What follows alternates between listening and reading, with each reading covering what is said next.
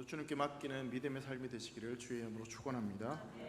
사사기 말씀을 우리가 계속해서 살펴보고 있습니다. 이 사사기 말씀을 살펴보다 보면 이 하나님이 약속하신 땅에 들어왔던 이스라엘 백성들이 이 평강과 안식과 승리의 삶을 계속해서 누리기보다는 오히려 핍절하고 어렵고 힘들고 억압당하고 고통당하는 그런 어려운 상황들에 처하게 되는 모습들을 우리가 계속해서 발견하게 됩니다.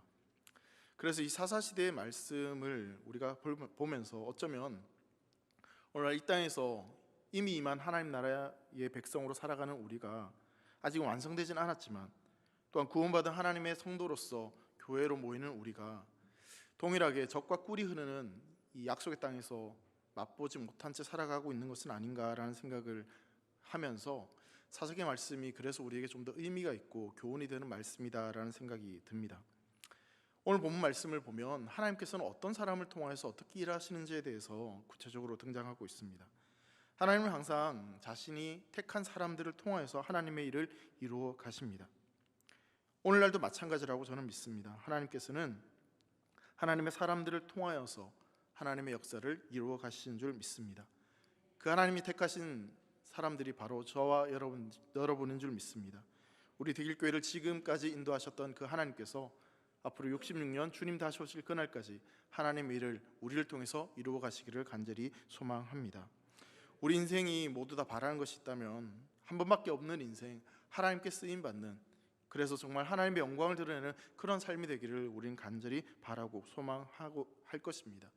따라서 오늘 말씀을 통해서 그렇다면 내가 하나님 앞에 어떻게 쓰임받을 수 있을지, 또 주님 앞에 어떤 모습으로 우리가 믿음을 가지고 살아가야 될지에 대해서 한 번쯤 생각해 보려고 합니다. 여러분, 사사기 말씀을 보시면 마치 다람쥐가 쳇바퀴를 돌아가듯이 똑같은 패턴들이 계속해서 등장하고 있는 것을 발견하게 됩니다. 이스라엘 백성들이 또 여호와를 버리고 악을 행합니다.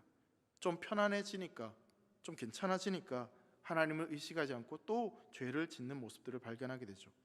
3장 후반부에 보면 이 왼손잡이 에훗이 모압 왕 에그론을 죽이고 사사로 있은 지 80년 동안 굉장히 평안했다라고 표현을 하고 있습니다. 근데 그렇게 평안했던 시간이 길어서인지는 모르겠지만 그 시간이 지나고 난 뒤에 에훗이 죽고 나서 똑같은 패턴대로 이스라엘 자손이 하나님 앞에 또 악을 행하고 죄를 범하는 모습들을 발견하게 됩니다.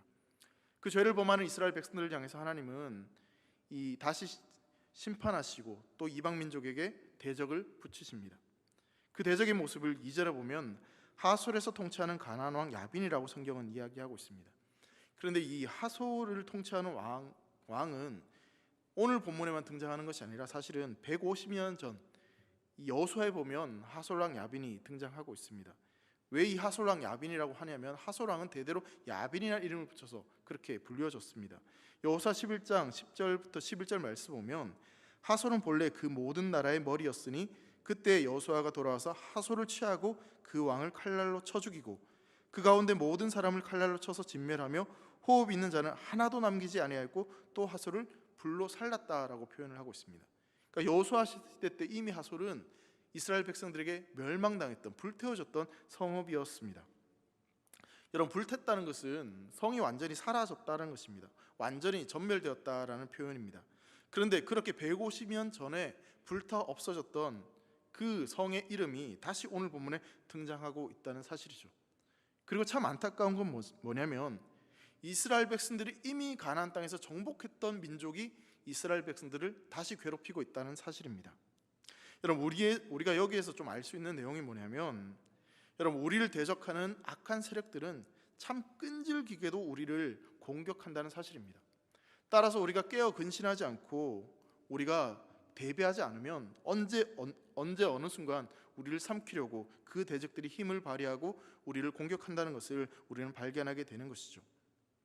사랑하는 성도 여러분, 우리가 신앙생활하면서 참 힘든 건 뭐냐면 내가 이만큼 기도하고 내가 이만큼 교회를 다니고 이만큼 말씀을 따라 살았으면 이제는 이 정도의 죄의 문제는 그냥 해결할 수 있을 것처럼 해결할 수 있어야 될 것 같고, 이 연약함은, 내 안에 있는 연약함은, 그 문제들은 완전히 제거되어야 될 것처럼 보이는데, 근데 살아가다 보면 넘어지는데 또 넘어지고 우리를 힘들게 하는 문제가 여전히 우리 안에 있다는 사실을 발견하게 됩니다. 치유되었다라고 생각하는 그 상처들이 다시 드러나서 그 상처 때문에 아파하고 힘들어하는 경험들을 우리는 살아가면서 참 많이 경험하고 있습니다. 이제는 성령 안에서 극복했고 다시는 그쪽으로 돌아서지 않겠다라고 했는데, 근데 그 죄의 모습들이 여전히 내 안에 남아 있어서 마치 이스라엘 백성들을 공격했던 하솔 성처럼, 야빈처럼 다시 일어서서 우리를 공격하는 것들을 경험할 때가 있다라는 사실입니다. 그래서 여러분, 이 죄라는 것은 이 대적 앞에서 우리는 끊임없이 깨어 있어야 됩니다. 우리가 이길 수 있다라고 자만해서는 결코 안 된다는 사실입니다. 한 번 이겼다고 해서 그 다음에 또 이긴다는 보장이 없습니다. 왜냐하면 하나님을 놓치는 순간 아무리 작은 문제일지라도 우리에게는 큰 문제로 다가올 수밖에 없기 때문에 그렇습니다. 여러분, 이 하솔이 어떠한 이제 세력을 보유했는지에 대해서 3절은 이렇게 말씀합니다. 야빈 왕은 철병거 900대가 있어 20년 동안 이스라엘 자손을 심히 학대하였으므로 이스라엘 자손이 여호와께 부르짖었더라라고 말씀하고 있습니다. 이 야빈 왕이 보유했던 그 병사의 수가, 병력이 어느 정도였냐면 철병거가 900승이었다라고 이야기합니다. 그냥 이걸 쉬운 예로 탱크라고 이야기한다면 탱크가 900대 소유했다는 것입니다. 여러분, 가나안이라고 하는 이 나라는 우리나라의 강원도만한 땅덩어리입니다. 근데 이 가나안 그렇게 작은 땅덩어리에 작은 도시에 있었던 이 하솔, 이 성에 탱크가 지금 900대가 있다는 겁니다. 여러분, 그럼 우리나라에는 지금 도대체 전차 탱크가 몇 대가 있을까요? 지금 정확한 건 아니지만 약 2,000대가 있다라고 합니다. 여러분, 2,000대가 있는 것이 전 세계적으로 몇 위의 국방력이라고 하냐면 약 6위의 국방력이라고 합니다. 그만큼 전차 대수가 많은 거죠. 근데 여러분 보세요. 이 조그만 도시에 지금 전차가, 탱크가 900대가 있는 겁니다. 엄청난 지금 병력을, 군사력을 가지고 있다라는 것입니다. 그런데 이 반면에 이스라엘은 어떤 상태였냐면 철로 만든 병기는 하나도 없고 또한 전쟁을 하려는 의지도 전혀 없고, 따라서 이 철병거 900승을 갖춘 이 시스라, 이 야빈 군대 앞에서 이스라엘 백성들은 도무지 상대가 안 되는 그런 이 소총병과 같은, 그냥 아무런 병기도 들고 있지 않은 그런 군사들의 모습이었다라고 볼 수 있는 것이죠. 그렇게 막강한 군사력으로 이 하솔랑 야빈은 이스라엘을 학대했고 무참히 짓밟아 버립니다. 여러분, 여기서 학대하다라고 번역된 이 히브리어는 라하츠라는 단어인데요, 쥐어짜다, 터트리다, 이런 의미를 가지고 있습니다. 이 의미에 대해서는 조금 뒤에 한 번 더 좀 더 살펴보도록 하겠습니다. 이러한 학대가 몇 년 동안 지속되냐면 약 20년간 지속되었다라는 것입니다. 여러분, 하솔랑 야빈의 철병거 900승을 우리가 잠깐 생각해 본다면 세상을 살아갈 때 성도들이 우리를 대적하는 세상을 바라볼 때 느끼는 감정일 수도 있다는 생각이 듭니다. 제가요, 아주 오랜 시절 기억이 어렴풋하긴 하지만 기차를 타고 올라오면서 63빌딩을 보았던 기억이 있습니다. 그때 제 심정이 어땠냐면 와, 진짜 엄청나다라는 느낌이 들었어요. 맨날 5층, 4층짜리 제가 살고 있던 도시에서는, 도시예요, 시골이 아니고 도시에서는 4층, 5층짜리 건물이 제일 높은 건물이었는데 이 63빌딩을 딱 보니까 이게 끝도 안 보이고 엄청나게 높은 거죠. 솔직히 말하면 기가 팍 죽더라고요. 완전히 얼어붙는 겁니다. 그래 기차에 내려가지고 어디로 가야 될지도 모르겠고 여기가 어딘지도 모르겠고 그렇던 심정이 있었어요. 마치 그런 심정이었을 것 같아요. 이스라엘 백성들이 철병거 900승을 바라보며 도무지 어떻게 할 수 없는, 너무나 기가 팍 죽은 그런 상황이었을 것입니다. 이러한 이스라엘 백성들의 모습을 곰곰이 생각해 보면서 마치 이 땅을 살아가는 성도들의 모습이 이러한 모습이 아닐지라는 생각을 가지게 됩니다. 우리가 세상을 나아가면 우리가 믿음을 가지고 승리할 수 있을 것처럼 생각하고 모든 것이 승승장구할 것처럼 보였는데, 근데 막상 우리가 세상에 나아가 보면 작은 문제에서 넘어지는 우리의 삶을 보게 되고 연약한 우리의 모습들을 발견하게 되는 것이죠. 그러면서 저 세상이 마치 철병거 900승과 같은 그런 느낌으로 우리에게 다가와서 도무지 그것을 이길 수 없다라는 생각을 가지게 되고 우리가 믿음이 있어도 씨알도 먹히지 않을 것 같은 그런 상황들을 경험하게 된다는 사실입니다. 사랑하는 성도 여러분, 사실 우리가 믿음으로 살아가는 이 신앙생활에 있어서 매번 우리가 승리를 하면 참 좋겠지만, 근데 참 안타까운 건 뭐냐면 승리를 하는 것보다는 오히려 넘어지고 좌절할 때가 훨씬 더 많다는 사실입니다. 그리고 우리가 실제로 살아가는 삶의 현장에서는 우리를 억압하고 우리를 고통스럽게 하는 문제들이 훨씬 더 많다는 것을 우리는 경험하게 됩니다. 그래서 그때마다 우리는 보이지 않는 하나님의 능력보다는 이 철병거 구백성이 훨씬 더 도드라지게 보여지고 그것으로 말미암아 우리의 삶이 점점 위축되어지고 주눅들어지고 심지어 그렇게 되다가 이제 어쩔 수 없구나, 세상을 향해 대적하는 마음조차 가지지 않을 때가 있다라는 사실입니다. 사랑하는 성도 여러분, 우리가 세상을 살아가면서 느끼는 어려움이 뭐냐면 우리의 대적들은 우리의 눈에 너무나 선명하게 우리에게 직접적으로 다가온다는 사실입니다. 그런데 보이지 않는 하나님은 어떻습니까? 우리가 정말 마음을 다해 우리의 시선을 고정하지 않으면, 우리의 중심을 다해서 하나님을 찾지 않으면 그 하나님은 잘 보이지 않고 나와 함께 하시지 않는 것처럼 느껴질 때가 너무나 많습니다. 그래서 여러분, 이 철병거 900성이 그만큼 우리 성도들에게는 위협이 될 수밖에 없는 사실이죠. 이스라엘 백성들도 마찬가지였을 것입니다. 이스라엘 백성들이 이 압제에 눌려 있었던 기간이 앞서 말씀드린 대로 무려 20년이었습니다. 20년 동안 이스라엘 백성들이 하솔랑 야빈과 시스라 그 철병 900성에 짓눌려서 억압당하고 있었습니다. 성경의 정확한 표현은 학대당했다라고 표현을 하고 있는 것이죠. 여러분, 앞서서 온니엘 사사일 때는 이 구산 니사다임으로부터 8년간 학대를 당했습니다. 그리고 앞서 에훗 때에는 에글론에게 18년 동안 억압을 당했습니다. 근데 이제 하솔랑 야빈으로부터는 무려 20년간 그렇게 억압을 지금 당하고 학대하고 있는 것이죠. 이 시간들을 점점 생각해 보면 학대당하는 기간이 훨씬 더 길어지고 있다는 사실을 우리는 또한 발견하게 됩니다. 여러분, 사사시대의 대적들이 이스라엘 백성들을 짓누르고 정복해가는 그 단계를 총 4단계 정도로 구분을 할 수 있다고 합니다. 첫 번째는 이 대적하는 단계인데요, 대적은 실제적으로 신체나 아니면 경제적으로 피해를 입는 것이 아니라 어떤 팽배한 긴장 상태에 있는 것을 의미합니다. 이것이 이스라엘 백성들이 1차적으로 가지는 가나안 족속들과의 그런 사이의 긴장 상태라고 이야기하는 것이고요, 이보다 조금 더 강한 것이 뭐냐면 이 억압의 상태가 있다고 합니다. 이 억압은 앞서 모압왕 에글론이 이스라엘 백성들을 짓누르면서 공물을 탈취해가는, 재정적인 약탈을 해가는 그런 단계다라고 볼 수 있는 것이죠. 그 다음이 뭐냐면 세 번째 단계인데, 그것이 바로 오늘 본문에 나오는 학대 단계입니다. 이 학대하는 것은 앞서 말씀드린 대로 쥐어짜다, 터뜨리다, 그런 의미를 가지고 있습니다. 여러분, 빨래를 하고 나면, 손빨래를 하고 나면 그 빨래를 하고 나서 어떻게 물을 쥐어짜십니까? 있는 힘을 다해서 쥐어짜지 않습니까? 그런 것처럼 이스라엘 백성들을 쥐어짜는 겁니다. 터뜨리다는 의미는 뭐냐면, 이런 포도주를 만들 때 포도를 어떤 틀에다 넣고 사람이 있는 힘껏 발로 막 짓밟습니다. 그런 것처럼 이스라엘 백성들을 짓밟았다, 그렇게 이야기를 하고 있는 거죠. 그만큼 이스라엘 백성들이 지금 굉장히 크고 어려운 고통을 당하고 있다는 것입니다. 여러분, 곡물을 바친다는 것은 어쩌면 신체적인 위협이 아니기 때문에 어느 정도 조절만 하면 그래도 견딜만 할 것입니다. 그런데 여러분, 이 학대라는 것은요, 시시때때로 언제 어느 때인지 모르겠지만 계속해서 군대를 거느리고 쳐들어와 가지고 쥐어짜고 터뜨리고, 얼마나 이스라엘 백성들이 고통스러웠겠습니까? 지금 이스라엘 백성들이 겪고 있는 상황이 바로 그런 상황이었습니다. 마지막은 어떤 상태였냐면 멸절의 단계입니다. 그냥 말 그대로 싹 쓸어버린 겁니다. 다 죽여버리는 그런 단계였던 것이죠.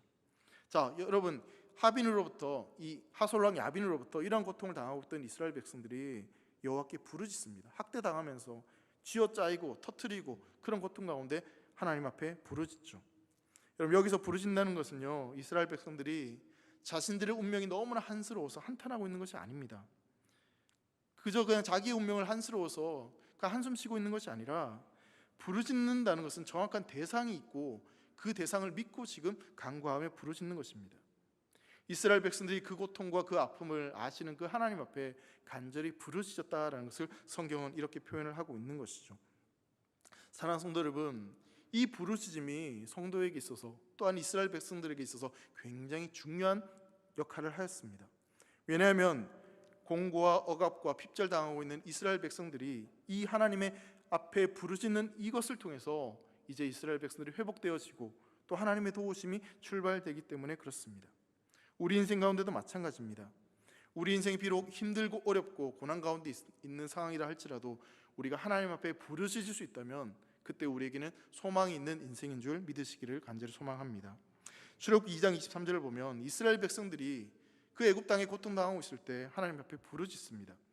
여러 해 후에 애굽 왕은 죽었고 이스라엘 자손은 고된 노동으로 말미암아 탄식하며 부르짖으니, 그 고된 노동으로 말미암아 부르짖는 소리가 하나님께 상달된지라라고 말씀하고 있습니다.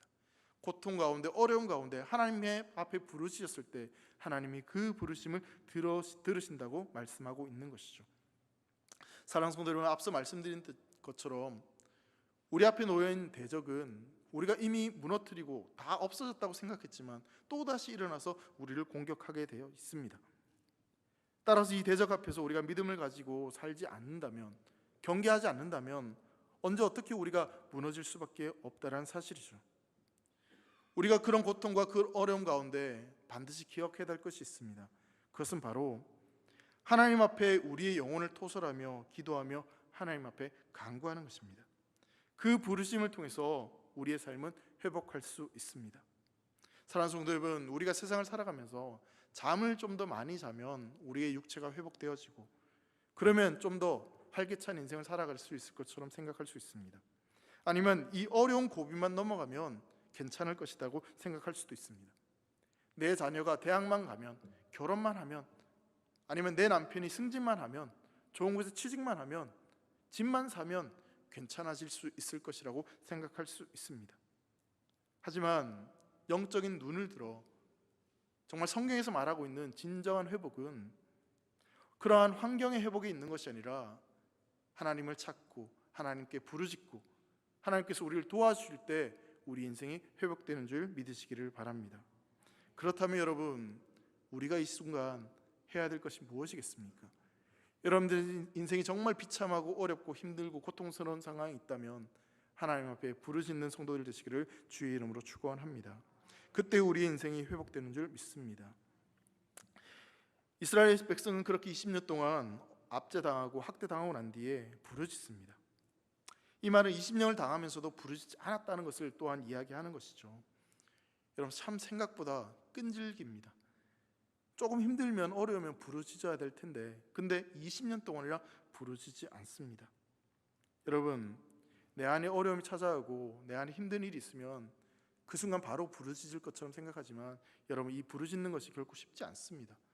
왜냐하면 내 안에 여전히 죄성이 있기 때문에. 그래서 지금 부르짖어야 되는 겁니다.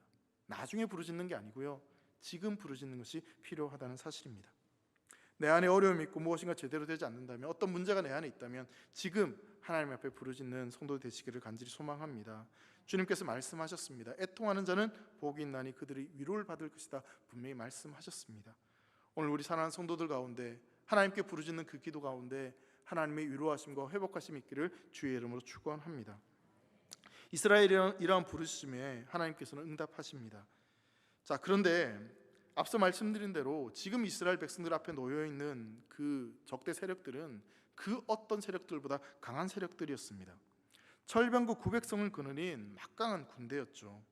자, 이제 4절 말씀 보면 이 900성을 그렇다면 누가 일어나서 누가 물리칠 수 있을 것인가 우린 기대하게 됩니다. 근데 그때 하나님께서 이 철병거 900성과 싸우도록 일으킨 사사가 누구였냐면, 여러분 4절 말씀 보면요, 그때 나비돛의 아내 여선지자 드보라가 이스라엘의 사사가 되었는데 라고 표현을 하고 있습니다. 여러분, 여기에서 눈에 확 들어오는 표현이 어떤 단어이십니까? 사사로 세워진 드보라가 라비돛의 아내 그리고 여선지자라고 표현을 하고 있습니다. 자, 이것을 통해서 드보라의 성별은 무엇이었습니까?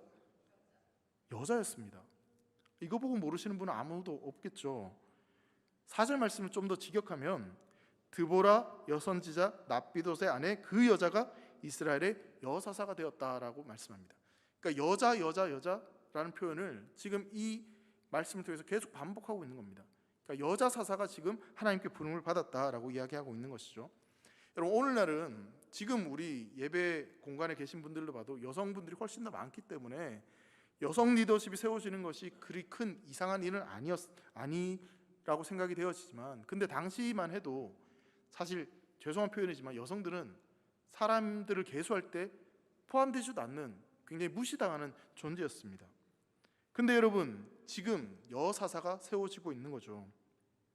그래서 여러분, 이 사사시대 때 여사사가 세워지는 것은 상식 밖의 일이었습니다. 상상할 수 없는 일이었죠. 여사사 드보라를 사용하시는 하나님께서 그렇다면 왜 이렇게 말씀하시고 또 이것을 통해서 하나님은 과연 우리에게 무엇을 말씀하시는 것일까요? 먼저 이것을 생각해 보기 전에 여러분, 이스라엘 백성들에게 있어서 장자권은 굉장히 중요한 의미를 가지고 있습니다. 근데 이 장자권 속에는 어떤 의미가 있냐면 맏아들이 장자다라는 의미가 담겨져 있죠. 그러니까 아들, 남자가 굉장히 중요하다라는 의미를 담고 있는 겁니다. 그리고 여러분, 이스라엘 백성들이 가나안 땅을 정복하고 가나안 땅을 유업으로 받는다는 사명을 받을 때는 이스라엘 백성들이 군대라는 의미를 담고 있습니다. 여러분, 군대는 누가 갑니까? 그냥 쉽게 생각해 남자가 가는 거 아닙니까? 무슨 얘기냐면 이스라엘 백성들에게 있어서 남자라는 개념은 굉장히 중요한 개념이 있었던 거예요. 근데 여러분, 지금 이 시대는 어떤 시대냐면 맏아들이었던 이스라엘, 그리고 여호와의 군대였던 이스라엘은 전쟁에 임할 의지가 전혀 없습니다. 그리고 전쟁에 싸울 만한 능력도 전혀 없습니다. 당시 이 이스라엘 백성들의 상태가 어떠했는지 사사기 5장에 보면 이런 표현이 나와 있습니다. 사사기 5장 6절에 보면요, 아나세 아들 삼갈의 날에 또는 야엘의 날에는 대로가 비었고 길의 행인들은 오솔길로 다녔도다라고 말합니다. 대낮인데도 큰 길로 다니지 못하고 오솔길로 도망치며 다녔다는 거예요. 그만큼 이스라엘 백성들의 상황이 어땠는지 이 말씀을 통해서 알 수 있는 거죠. 여러분, 하나님의 장자였던 이스라엘이 또한 가나안에 들어가 영적인 전쟁을 일으켜야 될 이스라엘이 하나님의 군대였던 이스라엘이 정체성을 완전히 잃어버렸다는 겁니다. 완전히 무너져 내렸다는 겁니다. 맏아들이었고 하나님의 군대였던 이스라엘 백성들이 그 정체성을 완전히 잃어버려서 그 누구도 이 대적들과 싸울 만한 사람들이 없었다는 것입니다. 여러분, 이 말씀을 보면서요, 참 남자로서 인정하고 싶지만 인정 안 하고 싶은 마음이 진짜 있지만 성경이 지금 뭐라고 이야기했냐면 대적들과 맞서서 싸울 만한 대장부가 없다는 겁니다. 이게 굉장히 충격이었습니다. 남자가 없다는 거예요. 남자가 제대로 된 남자가 없다는 거예요. 솔직히 이 시대가 그러한 시대라고 지금 이야기를 하고 있는 겁니다. 그래서 간절히 소망했습니다. 기도했습니다. 우리 대길교회는 이런 대장부가 있기를 소망합니다. 우리 여자분들만 아멘 하시는데 우리 남성분들 하나님께서 사용하시는 대장부가 되시기를 축원합니다. 하나님께서 원하시면 언제든 아멘하고 순종할 수 있기를 주의 이름으로 축원합니다. 갈수록 대장부들의 목소리가 좀 줄어들고 있어서 안타까운 마음은 있지만 여러분, 이 시대가 그런 시대였다라고 성경은 지금 이야기하고 있는 것이죠. 랍비도세 아내, 여사사, 여선지자, 지금 드보라가 그렇게 세워지는 것입니다. 그런데 여기서 한 가지 좀 생각해 보고 싶은 건 뭐냐면 여러분, 여사사 드보라가 이제 세워졌다고 하니까 이 드보라에 대한 생각을 우리가 좀 하게 되는데 성경을 사실 우리가 읽다 보면 우리의 익숙한 습관과 우리의 생각들로 성경을 판단하고 해석할 때가 사실 있습니다. 그게 무슨 말이냐면 성경을 성경이 이야기하는 대로 해석하는 게 아니라 내가 가지고 있는 생각대로 판단하고 해석할 때가 있다는 거예요. 여러분, 드보라 여사사로 세워졌으니까 여러분 어떤 생각을 하십니까? 덩치도 있고 남자처럼 힘도 세고 소똥국도 때려잡을 만한 그런 엄청난 힘과 그런 건장한 체격을 가진 사사였을 것이다. 여러분 그렇게 생각을 하실 수 있는데 여러분, 성경은 여성이라는 것을 계속해서 반복해서 표현합니다. 그 말은 뭐냐면 이 자리에 긴 우리 대길교회 여자 성도님들처럼 야리야리하고 예쁘고 귀엽고 여성스러운 여성이었다는 것을 지금 이야기하고 있는 겁니다. 그러니까 소똥국도 때려잡을 만한 그런 여성을 이야기하는 것이 아니라 성경은 지금 진짜 가정에서 그렇게 여성스럽고 칼 하나도 제대로 들지 못할 만큼 그런 연약한 여성이었다라는 것을 성경은 지금 이야기하고 있는 것이죠. 평범한 가정주부였다는 사실입니다. 여러분, 이 평범한 여성이었던 이 드보라를 하나님께서 택하셔서 어떠한 역할을 주셨습니까? 첫 번째로 하나님께서 주신 역할은 선지자였습니다. 여러분, 사사기에서 선지자이면서 사사라고 불리워진 사람은 드보라밖에 없습니다. 이 성경을 통틀어서도 딱 2명밖에 없는데 또 한 사람이 있다면 사무엘이었어요. 그렇다면 여러분, 선지자는 도대체 어떤 역할을 했을까요? 선지자는 하나님의 말씀을 듣고 그 말씀을 이스라엘 백성들에게 선포하는 역할을 했던 것이죠. 그래서 이 선지자가 진짜 하나님께 부름받은 선지자인지 아닌지를 판단하는 기준은 뭐냐면 이 선지자가 선포한 말씀이 그대로 이루어지는지 안 이루어지는지를 보고 이 사람이 참된 하나님의 선지자구나 백성들은 판단을 하게 됩니다. 드보라는 하나님 말씀을 선포하는 사람이었고 그 말씀을 이스라엘 백성들에게 전하는 사람이었습니다. 그리고 드보라는 사사였다라고 표현을 하고 있습니다. 여러분, 사사라는 것은 1차적으로 옳고 그름을 판단하는 법관, 판관 같은 역할을 했던 사람이었다라고 보시면 됩니다. 그래서 5절 말씀을 보시면 그는 에브라임 산지 나마와 베델 사이 드보라의 종려나무 아래에 거주하였고 이스라엘 자손은 그에게 나아가 재판을 받더라라고 이렇게 표현을 하고 있는 거죠. 그러니까 드보라가 어떤 활동을 했냐면 재판하는 역할, 옳고 그름을 판단하는 역할을 했다라고 이야기합니다. 근데 여기서 우리가 좀 중요하게 봐야 될 표현이 뭐냐면 드보라의 종려나무 아래 이렇게 표현을 하고 있습니다. 종려나무 아래에서 재판을 했으니까 종려나무라고 표현을 한 것이지 무슨 거기에 특별한 이유가 있을까 생각할 수도 있습니다. 그런데 여러분, 드보라에 대한 수많은 정보가 있는데 굳이 성경은 지금 이 종려나무를 가지고 드보라에 대해서 설명을 하고 있는 것이죠. 드보라의 가문, 성품, 외모에 대해서 이야기하는 것이 아니라 드보라의 종려나무 이렇게 지금 성경은 이야기하고 있습니다. 가장 먼저 드보라의 종려나무라는 것은 드보라가 그 종려나무 아래에서 재판을 했다는 것을 우리에게 말씀하고 있는 것입니다. 그런데 여러분, 이 구약에서 이 종려나무는 달콤한 시럽을 생산하는 나무였습니다. 그래서 이 나무를 대추야자 나무 그렇게 이야기합니다. 이스라엘을 갔다 오신 분들은 아마 맛보았을 텐데 대추야자 열매가 있습니다. 굉장히 달콤하고 맛있습니다. 근데 이 종려나무에서 나오는 시럽 자체가 굉장히 달아가지고 이 구약시대 때는 그것을 꿀로 사용을 했다고 합니다. 근데 여러분, 드보라의 이름이 무엇인지 아십니까? 이름의 뜻이 뭐냐면 꿀벌입니다. 즉 이제 사사인 드보라가 종려나무 아래서 재판을 하는 모습을 그 이름의 뜻을 의미를 가지고 해석을 하면 이런 말이 되는 거죠. 꿀벌이 꿀이 흐르는 나무 아래서 재판을 했다라고 성경은 지금 그 이야기를 하고 있는 겁니다. 이것을 통해서 지금 무엇인가를 우리에게 말씀하고 있는 것이죠. 여러분, 재판을 하러 온 사람들의 마음이 어땠을까요? 재판하러 온 사람은 마음이 답답하고 힘들고 억울한 일이 있어서 그걸 좀 해결하고 싶은 마음에서 재판을 하러 나왔을 것입니다. 뭔가 억울한 일이 있기 때문에 나온 거죠. 자, 그렇게 억울하고 힘들고 답답한 마음을 가진 사람들이 드보라 앞에 나와서 재판을 받습니다.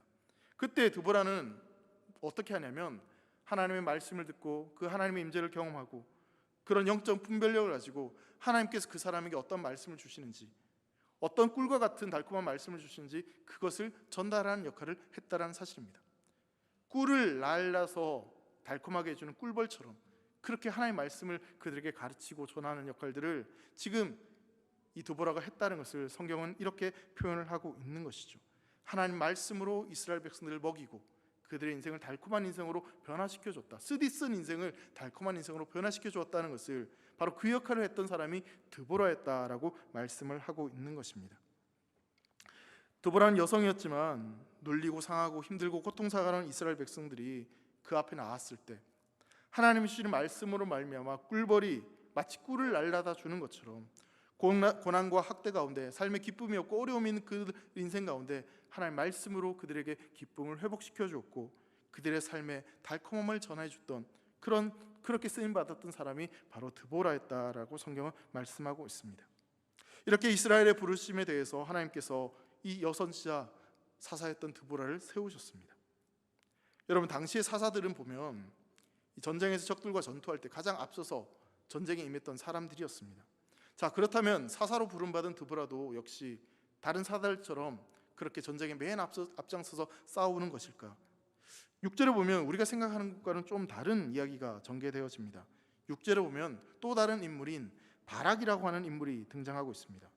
하나님께서는 드보라가 지금 직접 전투에 나가서 싸우는 것이 아니라 아비노함의 아들 바락에게 이 일을 맡기고자 하셨던 것이죠. 자, 그래서 드보라는 사람을 보내어서요 납달리 게데스에 있는 바락을 불러오게 되고 스불론 자손과 납달리 자손 중에서 10,000명을 데리고 다볼산으로 가서 이 하나님의 명을 전하고 그곳에 싸우라라고 이야기합니다. 그리고 7절 말씀 보면 하나님은 야빈의 군대 장관 시스라와 그의 병거들과 무리를 바락의 손에 넘겨주겠다라고 분명히 약속해 주셨습니다. 7절 말씀입니다. 내가 야빈의 군대 장관 시스라와 그의 병거들과 그의 무리를 기송강으로 이끌어 내게 이르게 하고 그를 내 손에 넘겨주려 하셨느니라. 분명한 하나님의 약속, 승리의 약속을 전해주는 것이죠. 자, 이러한 하나님의 약속을 이제 바락이 받았다면 그 다음 어떻게 해야 될까요? 이 놀라운 구원의 약속과 명령을 받은 바락은 망설입니다. 주저합니다. 왜 그런지 모르겠지만 주저하는 거죠. 근데 여러분, 이 바락이라는 이름의 뜻이 또 참 재밌습니다. 바락은 번개라는 뜻입니다. 여러분, 번개가 언제 칠까요? 번개 칠 때 느린 와가지고 쾅 치나요? 아니면 순식간에 쾅 치나요? 순식간에 쾅 칩니다. 근데 이 번개라는 이름의 뜻을 가진 바락은 느린 하나님께서 가라고 했는데 바로 순종하지 않습니다. 말 그대로 주저하는 번개였습니다. 하나님 명령하셨는데 주저하고 있는 거죠. 그러면서 8절에 보면 한 가지 조건을 답니다. 8절 말씀, 바락이 그에게 이르되 만일 당신이 나와 함께 가면 내가 가려니와 만일 당신이 나와 함께 가지 않으면 나도 가지 아니하겠노라 이야기합니다. 지금 뭐라고 이야기하냐면 드보라 당신이 나와 함께 가면 내가 가고 안 가면 나도 안 가. 마치 저희 집에 누구를 보는 것 같은 느낌이 들 정도로. 여러분 어떤 의미에서 보면 이게 좀 이해가 되기도 합니다. 하나님이 드보라를 통해서 말씀하셨고 약속을 주셨으니 그 약속을 받은 당사자인 드보라가 함께 가면 좀 더 안전할 것이다라는 생각을 충분히 가질 수 있습니다. 자신보다 훨씬 더 신앙적이고 훨씬 더 괜찮아 보이는 드보라와 함께 가면 뭔가 의지할 수 있고 괜찮을 것처럼 생각이 되어집니다. 근데 여러분 이 생각 속에 담겨있는 오류가 무엇입니까? 바락은 드보라를 의지하는 겁니다. 드보라를 통해서 말씀하신 하나님을 의지하는 게 아니라 드보라 사람을 의지하는 거죠. 저 사람이 함께 가면 내가 이길 수 있을 것이다. 여러분 이건 굉장히 큰 차이입니다. 바락이 하나님의 약속의 말씀을 들었을 때 사실 그때 변한 것은 아무것도 없습니다. 약속이 주어졌지만 현실적으로 믿을 만한 환경으로 변화된 건 전혀 없습니다. 철병거 900승 그대로 남아있고요. 그렇기 때문에 바락 입장에서 이 전쟁의 승패는 너무나 자명해 보이죠. 특히나 바락 입장에서 전쟁을 알고 전투를 해본 사람 입장이라면 저 철병거 900승을 이 10,000명으로는 도저히 이길 수 없다는 사실을 누구보다 잘 알고 있었을 것입니다. 그렇다고 시스라의 철병거 900승이 못 쓰게 된 것도 아닌데 근데 그 전쟁을 해야 되는 상황이니 하나님의 약속을 믿고 나아가는 것이 그리 쉬운 일은 결코 아니었다는 사실이죠. 그래서 우리는 이 바락에 대해서 왜 그렇게 했냐라고 따지고 들 수가 없습니다. 왜냐하면 이 바락의 모습이 우리의 모습일 수도 있기 때문에 그렇습니다.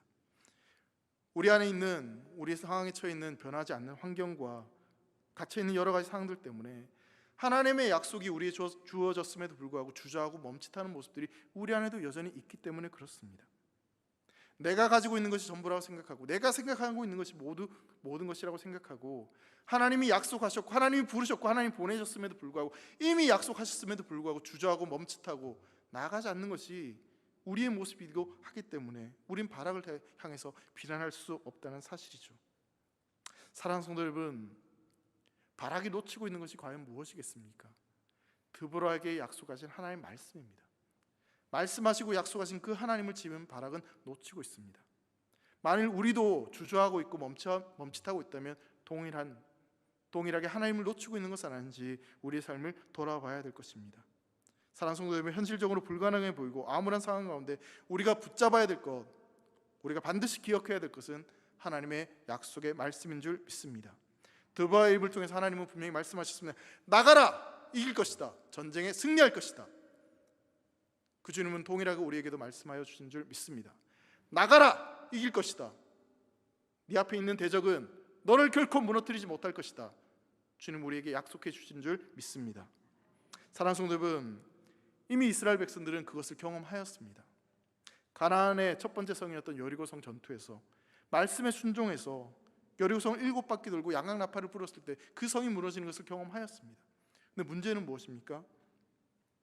그것을 경험했던 모든 사람들이 죽고 이제 다른 세대가 세어나서 알고는 있지만 듣고는 있지만 그걸 경험하지 못하고 믿지 못하고 마음에 그 말씀을 뿌리 깊게 내리지 못했기 때문에 주저하고 있는 겁니다. 사랑하는 성도 여러분, 성경에서 말하고 있는 하나님이 아니라 다른 사람이 믿고 다른 사람이 경험한 하나님이 아니라 내가 경험한 내가 믿는 그 하나님을 만날 수 있기를 간절히 소망합니다. 지금 바락의 모습이 이스라엘 백성들의 모습을 보여주는 겁니다. 하나님의 존재는 머리로는 아는데 말씀을 들어서 알긴 아는데 그것을 믿지는 못하고 알긴 알지만 그 말씀이 마음에 뿌리내지 못해서 순종하지 못하는 바락의 모습이 바로 이스라엘 백성들의 모습이었다는 사실입니다. 바락이 이렇게 주저하는 태도 때문에 이 전쟁의 결과가 어떻게 달라지는지 9절 말씀은 이렇게 말씀합니다.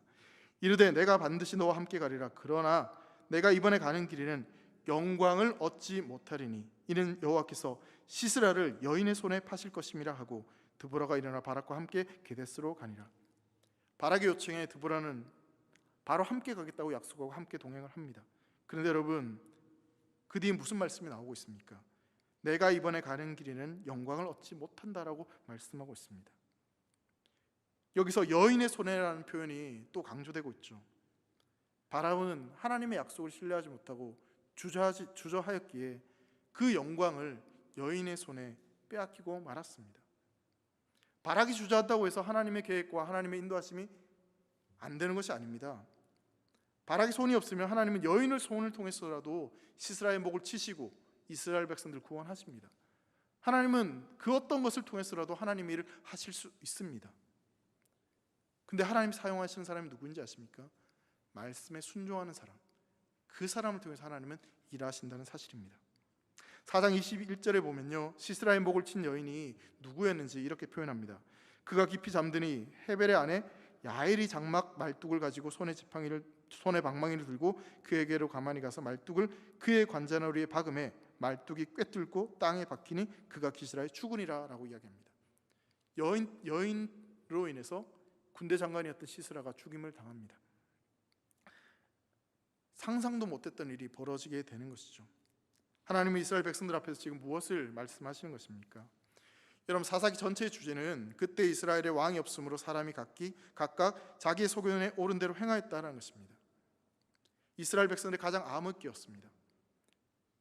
하나님의 사람으로 일어서서 대적과 싸울 만한 남자들이 한 사람도 없습니다. 군대로 일어나서 영적인 전쟁을 치를 만한 사람이 아무도 없습니다. 그때 하나님께서 누구를 사용하십니까? 하나님의 말씀을 듣고 그 말씀에 순종하고 하나님께 붙잡힌 바 된 인생, 여성 드보라를 통해서 하나님은 일하셨습니다. 그리고 헤벨의 아내 야엘을 통해서 일하셨습니다. 여러분, 전쟁이라는 것은요, 힘의 대결이기 때문에 그 시대 지도자는 남성이 될 수밖에 없었고 전쟁을 잘하는 강한 사람이 군사가 될 수밖에 없었습니다. 당연히 군대는 강한 남자들이 전쟁을 하였습니다. 근데 여러분, 하나님 나라의 전쟁은 지금 어떠한 모습으로 전개되는지를 보십시오. 드보라를 통해서 하나님이 그 전쟁을 이기게 하십니다. 그리고 한 여인을 통해서, 야엘을 통하여서 시스라를 목을 치십니다. 그 사람의 능력이 있고 그 사람이 잘나고 그 사람이 남자니까 그래서 하나님께서 그 일을 하시는 것이 아니라 하나님의 붙잡힌 한 사람을 통해서, 말씀을 듣고 그 말씀에 순종하는 사람을 통해서 하나님은 하나님의 역사를 이루어 가신다는 사실입니다. 내 생각대로, 내 판단대로, 내 의지대로는 안 될 것 같은데, 나는 할 수 없을 것 같은데, 그런 생각에 사로잡힌 인생들이 아니라 하나님이 말씀하시고 하나님이 약속하시고 하나님이 명하시면 그것이 가능하다는 믿음을 가지고 살아가는 그 한 사람을 통해서 하나님은 일하신다는 사실입니다. 사랑하는 성도 여러분, 우리 사랑하는 대길의 성도들이 그러한 성도들이 되시기를 간절히 소망합니다. 내가 할 수 없다고 생각하지 마십시오. 맞습니다. 나는 할 수 없습니다. 하지만 나를 부르시고 나를 붙잡으시고 내게 말씀하시고 나에게 약속하신 그 하나님이 하신다면 그 어떤 일도 가능한 줄 믿습니다. 하나님께서는 남성이 아니어도, 장군이 아니어도 하나님을 사모하는 중심만 있다면 드보라와 같은 연약한 여인을 통해서도 하나님은 일하셨습니다. 드보라는 비록 현실적인 상황은 전혀 변하지 않았지만 하나님이 약속하시고 하나님이 승리를 주셨기에 여인의 모임이었지만 전쟁에 참여하였고 그 전쟁에서 승리를 경험할 수 있었습니다. 사랑하는 성도 여러분, 우리 대길의 모든 성도들이 이제 66년을 시작하는 이 시점에 놓여 있는 우리 대길의 모든 성도들이 하나님이 하시는 일에 모두 동참할 수 있기를 주의 이름으로 축원합니다. 구경꾼이 되시지 말고 그 일에 직접 참여하심으로 말미암아 하나님이 어떻게 역사하시고 어떻게 일하시는지를 똑똑히 경험하며 그것을 통해서 믿음의 생활이 어떠한 즐거움과 어떠한 기쁨과 어떤 승리가 주어지는지를 경험하며 살아갈 수 있기를 간절히 소망합니다. 멀리서만 바라보고 그 일에 동참하지 않으니까 하지 못하는 겁니다. 머물러 있는 거예요. 하십시오. 순종하십시오. 말씀을 따라 살아가십시오. 그러면 하나님께서 우리에게 놀라운 승리를 허락하여 주실 줄 믿습니다. 고린도전서 1장 25절에 이렇게 말씀합니다. 하나님의 어리석음이 사람보다 지혜롭고 하나님의 약하심이 사람보다 강하니라. 우리를 사용하시는 하나님이 강함을 믿으시고 하나님의 역사에 동참함으로 말미암아 우리 사랑하는 대길의 모든 성도들이 하나님께서 사용하시는 드보라와 같은 귀한 사람으로 쓰임받으시기를 간절히 소망합니다. 우리 대길교회가 그렇게 하나님께 쓰임받는 위대한 교회로 하나님께 쓰임받기를, 그래서 하나님 마음을 시원케 하며 하나님께 기쁨을 드릴 수 있는 그런 교회로 쓰임받기를 주의 이름으로 축원합니다. 기도하겠습니다.